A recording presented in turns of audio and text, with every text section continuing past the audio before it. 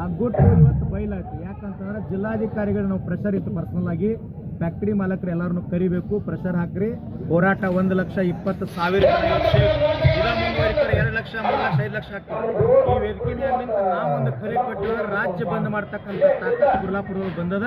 ಅದಕ್ಕೆ ಅಧಿಕಾರಿ ವರ್ಗ ಭಾಗ್ಯದ, ನಾಳೆ ಫ್ಯಾಕ್ಟರಿ ವರ್ಗ ಆಗ್ತಾರೆ, ಈಗೆಲ್ಲ MLA MP ಗಳು ಆಗ್ತಾರಂತ ವಿಶ್ವಾಸ ನನಗೆ. ಬಿಲ್ ಘೋಷಣೆ ಆಗುವಾಗ ಜಿಲ್ಲಾಪುರ ನಿರಂತರ ಹೋರಾಟ ಇರ್ತದ. ದೇವ್ರ ಬಂದಿಲ್ಲ, ಮನಸ್ಸಿಗೆ ಬರುವ ಮಠ ದೇವ್ರ ಬಂದ